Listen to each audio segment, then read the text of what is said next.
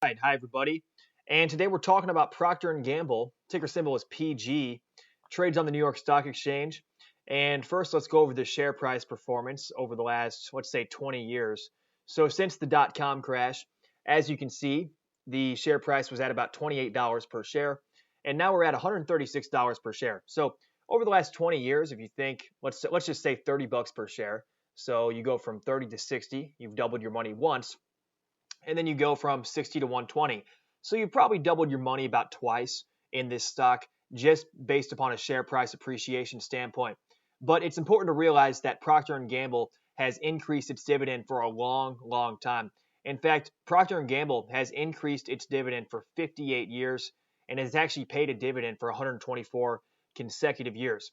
So the dividend has grown at an annualized rate of 8.5% for the last 5 years. And so Procter and Gamble is a Dividend Aristocrat stock.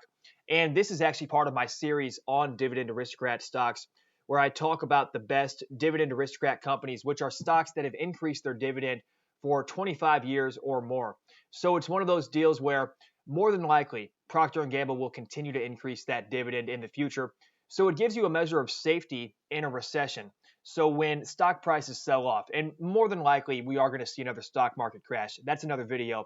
But when you see the market crashing and you can pick up shares of Procter and Gamble, for example, that pays a 2.29% dividend yield, well, as long as that dividend remains the same and goes up, let's say once per year, which typically is what happens with Dividend Aristocrat stocks.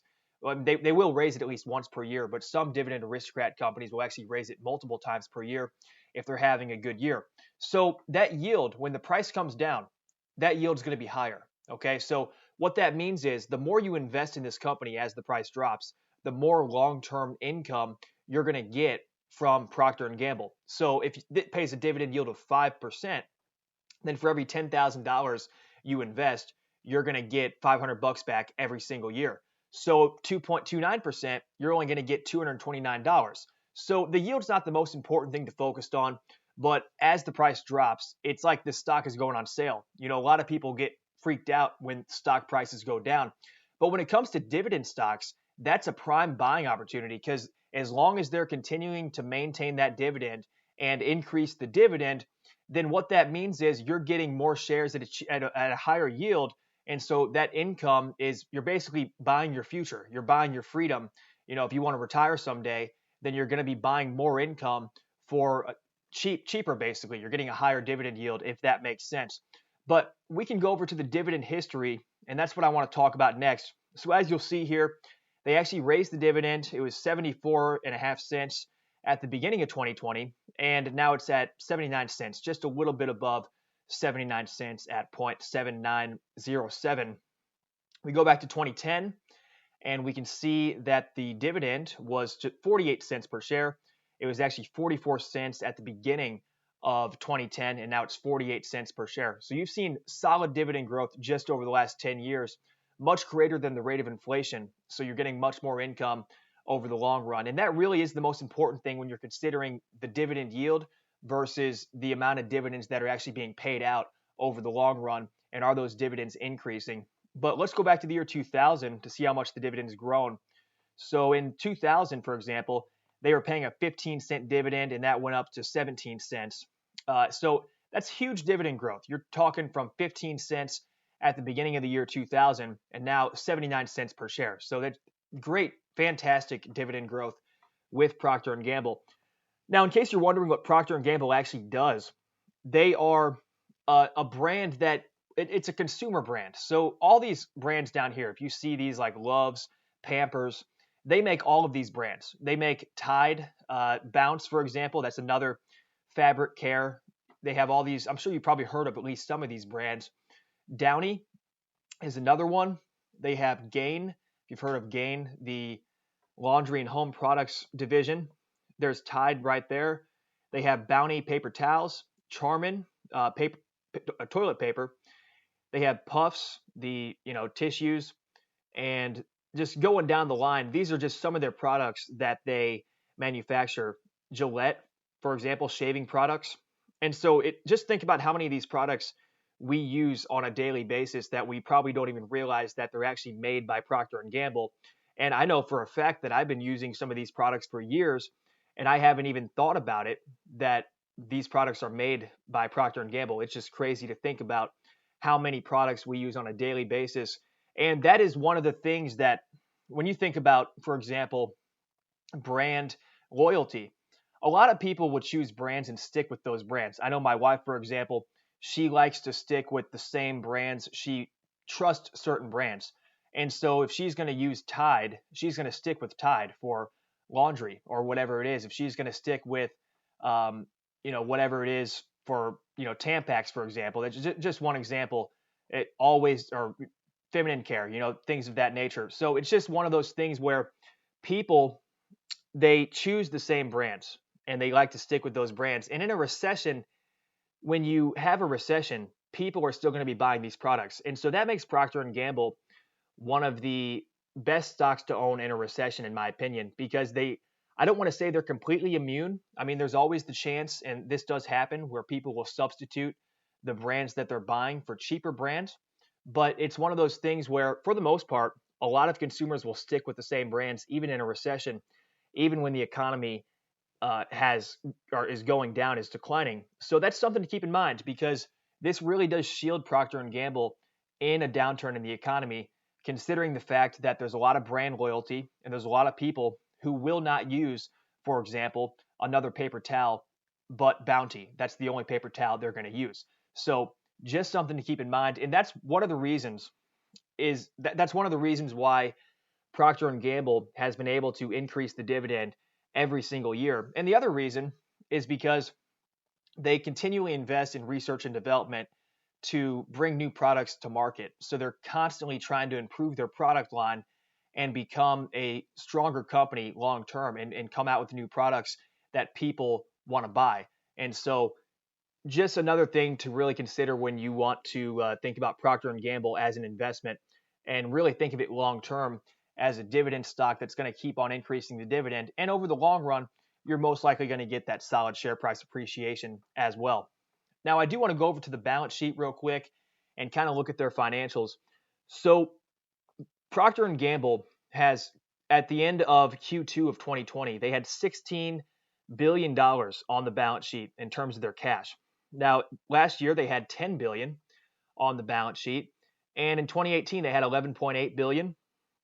2017, $15.1 billion, and these are second quarter numbers. So this is what we're looking at when we consider how much cash they have. So the cash balance has gone up compared to other quarters and compared to previous years.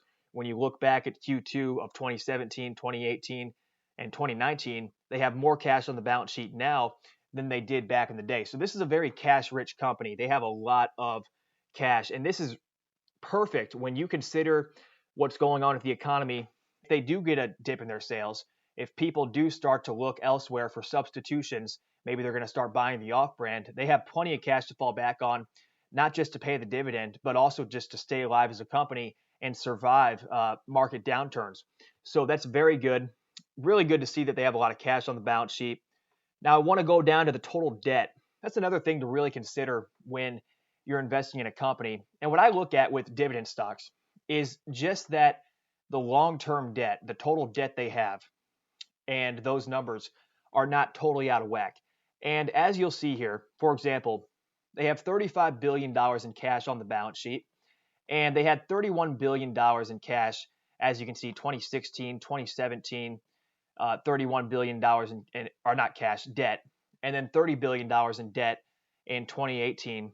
So then $35 billion in debt 2019, right? Or 2020, I'm sorry, the second quarter of 2020. But you'll see in previous years like 2019, 2018, 2017, the debt has gone up a bit. So that is something to consider, but the debt is not skyrocketing to an astronomical level. And you also have to keep in mind that this is a cash-rich company, so they're going to have plenty of cash to pay those debt maturities when they come due. But as you can see from the previous year, they've gone from $30 billion to $35 billion in debt on the balance sheet. So an extra $5 billion in debt probably won't hurt them too bad, considering the size of this company. This company is over $300 billion in their market capitalization. So they have it's just one of those things where I think the balance sheet looks pretty strong. And as long as those numbers are not skyrocketing by a huge amount, like if I saw an extra $20 billion in debt on the balance sheet in just the past year, I'd probably be asking some more questions. But it's relatively consistent, and that number is going to fluctuate. And it's just something to really think about when you're investing. How much debt do they have versus how much cash do they have? Those are the two main things I look at when I'm considering investing in a company. Now, I want to show you one more thing actually and talk about the dividend payout ratio. So Procter and Gamble has a dividend payout ratio that's under 60%. So I'm going over to finviz.com, and I just want to talk about this real briefly because the dividend payout ratio is how much in earnings are they paying out versus how much the dividend is.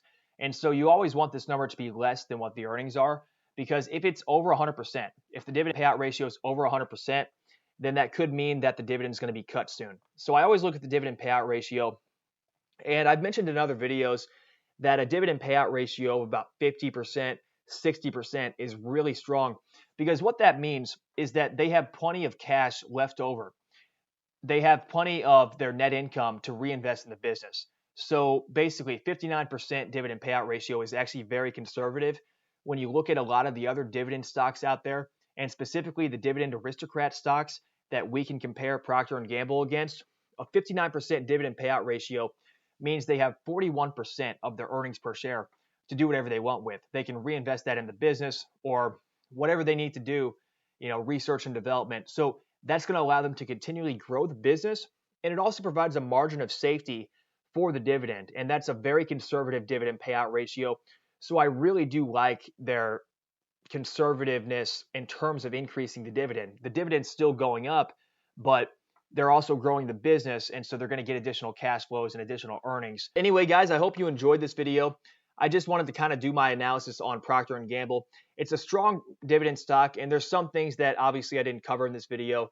I don't want to make this video like an hour long, but at the same time, as long as their financials and their balance sheet look relatively strong, and I think they do, then Procter and Gamble is a pretty good company to own, in my opinion, long term. And I think that dividend is going up, and it's one of those things where they're going to continue to invest in the business and to additional research and development. So just something to keep in mind, guys. I hope you enjoyed this video on Procter and Gamble. And if you did, if you would not mind hitting that subscribe button, I really do appreciate it. It does help out the channel.